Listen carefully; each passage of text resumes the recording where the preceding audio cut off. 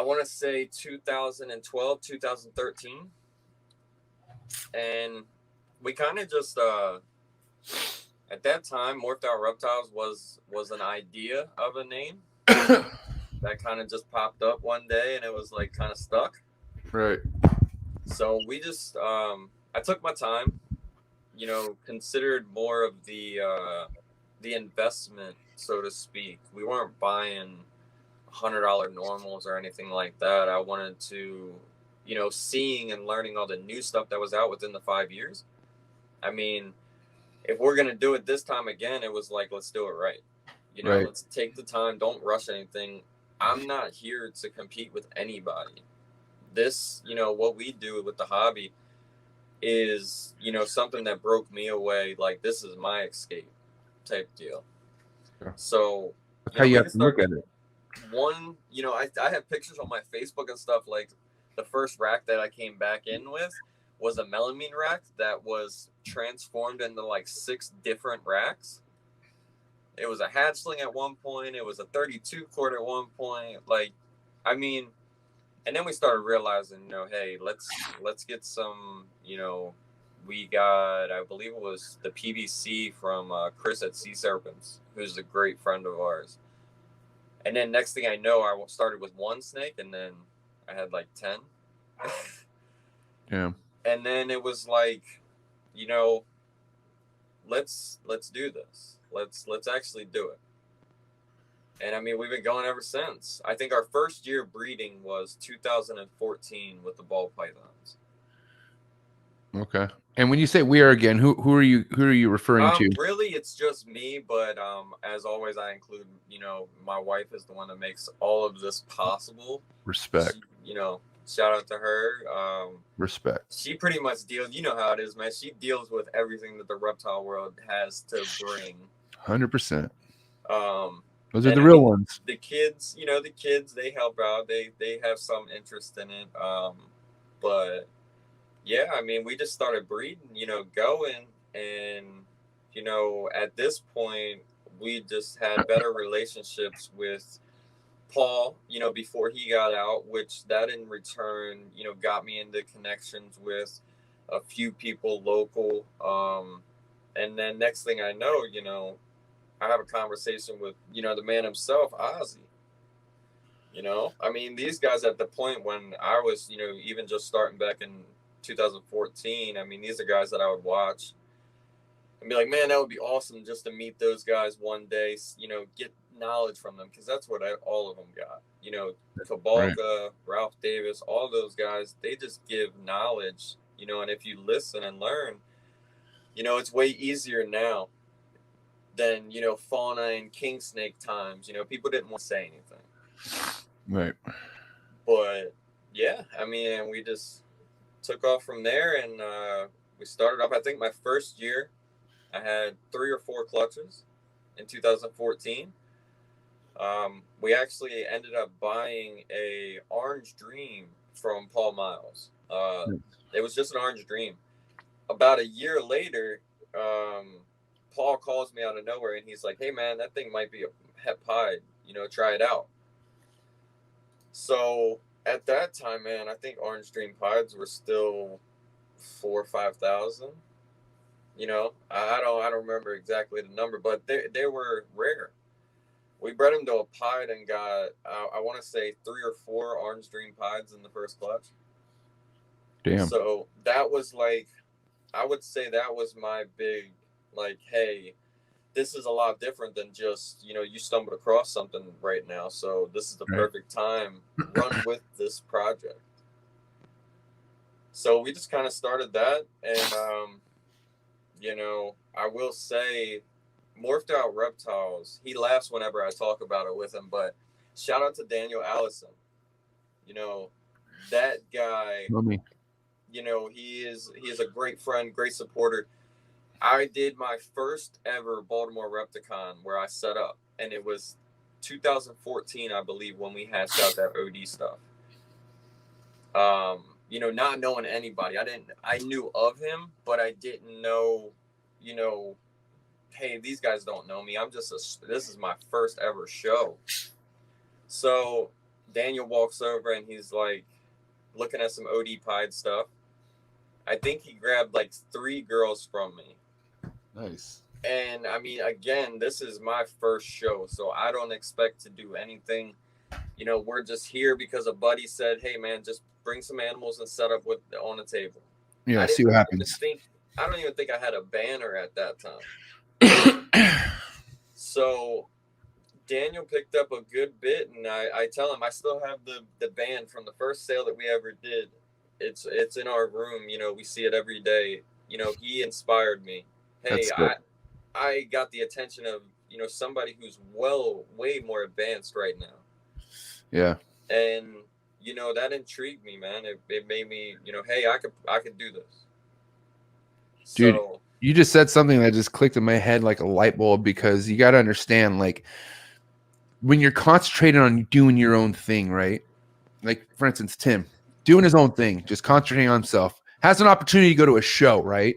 You go to a show not expecting much, and then you have someone like Daniel go by your fucking table and just put you on in that way. If you're really here for the animals, that's the kind of way, that's what you're looking for. You're looking for shit like that. I don't know if it'll show up, but go closer. Closer. All right, yeah, I can see it now. It may be only 1,000. Oh, 1,000. I see the band. But this is in my room every day. That's so hard. Just to remind myself, this is the first, you know, I won't ever forget that. Because again, like you said, that was just crazy. Yeah. And then, you know, with that inspired, you know, me and him to have a better friendship. We've been in touch for years now. That was back in 2014. All my inspiration in this, Tim, came from the people I've met. Plain and simple. It all started, I'll tell you, Miguel was the very first person I ever met where just said, no, dude, I've done a lot in my life. I'm not gonna say I've done everything, but fuck, I was a DJ for 10 plus years. I met artists, I met celebrities, I met so many people. But a guy like Miguel, for some reason, like, just took me from the inside, was just like fucking like, dude, I'm not trying to say I want to be Miguel, but I want to go on his direction with what he's doing with the snakes, with how he's marketing himself, and just like, you know, how he's putting himself out there. You know what I mean? Like, and that led to many other relationships that I built, like, you know what I mean? And, you know, like, for instance, Barchek, like, Barchek's my homie, bro. Like, I have a collaboration with Barchek. Like, who would ever the fuck would have thought that would ever happen? If you would have told me that 4 years ago when I was watching his YouTube channels at 3 a.m. and like kind of missing partying, but not missing partying because I'm watching Barchek videos, and I'm just like, what am I doing with my life? Look what it led to. I'm not saying I'm, you know, fucking Joe Rogan Spotify deals yet.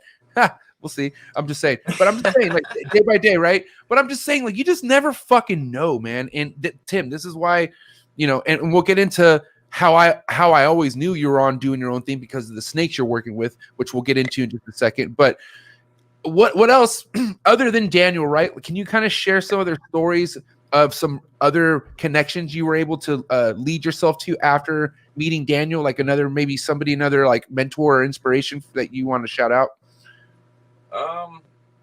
I mean, again, with Paul Miles, he was introduced to me. I mean, again, going back to Paul Miles, he is such a great guy. I mean, he's retired now, but he was just so humble and just a great person. I mean, again, our buddy Joe Taylor, he's a local guy in PA. He introduced me to him, and it just went from there. I mean, meeting people at the shows and just, you know, yeah, I love it. I do shows. Normally it's all local, but we just looked at it at a different approach. Like, I can go to a show and not make a single dollar. I've done it, you know, multiple times. Yeah, it's kind of frustrating, but at the same time, over the time of keeping, you know, I've always had a vision. Ever since we came back, you know, in 2014, this is what I want to do. I mean, this has my interest 100%. So,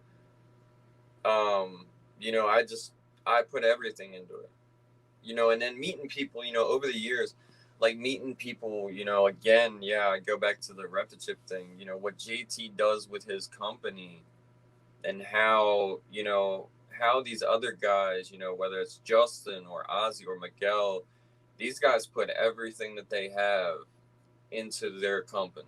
You know what I mean? You have to do that before you can, you know, expect anybody else to. And good or bad, whatever you put in shows. And that's what people need to realize. Like, all the work you put in will eventually show, and you get what you put in, you know, all the time. Don't get me wrong, especially with being somebody. I mean, I consider myself, you know, I'm a small time guy. That's why when you put the post of the one animal, which I'm sure we'll talk about, you know, you were like, you should have kept them guessing. I don't keep secrets, man. I mean, really, I don't find it necessary. Yeah, I'm starting to get to the point with working and advancing our projects. I, you know, think it's smart to keep certain things under lock. But at the same time, I mean, again, I do what we do because it's just fun, man. We play mad scientist. Every year, every clutch, every animal is different. Yeah. And I mean, that's what I love about it, man. We don't ever know. Even guys, I mean, yeah, their odds are a little bit better and they're way more established, but anybody, you know, has the same odds. They could do, you know, 100 clutches a year, but, you know, they don't know what they're going to get. It's always exciting. It's always Christmas. That's what I'm saying, bro. And I love Christmas. I mean, I know there's people out there who are like, Halloween, man, and like try to play all dark and shit. But listen, at the end of the day, Christmas is what makes my day happy. So, and if I could get Christmas more than one day a year, fuck, let's do it. You know what I mean? And and it's like different levels of Christmas, right? It's kind of like, you know, okay, back in the day, right? You knew your mom would go get you shit, so you'd you know, you'd see like a bag, and you're like, wow, that's one excitement. Then you see the gift underneath the tree. All right, that's another excitement. And then you get to actually open it up. It's kind of like seeing the snake ovulate, lay the eggs, put the eggs in the incubator, and then they come out. All those levels are exciting. Like, oh yeah, you see a snake ovulate, it's fucking, you take a deep breath, you're like, fuck yeah. All right, it's already processing in your head. You know what I mean? Just one step closer. Better too when, you know, again, Will said it on, you know, your guys' podcast many times. Work with what you like. Yeah, it's always better that way. If you like something, work it. You know what I mean? Take that and, you know, run with it. 100%. I know we're gonna get into it, so we might as well just break the ice. I mean, my favorite gene is chocolate. All right, let's get into it. Because I could tell you what, I've heard of chocolate. Miguel put me on chocolate a while ago, and I was like, hey, I'm into it, you know, but I didn't press him. But chocolate's been out there for a minute. It's forever, man. But like I said, I stumbled across the homie Tim's table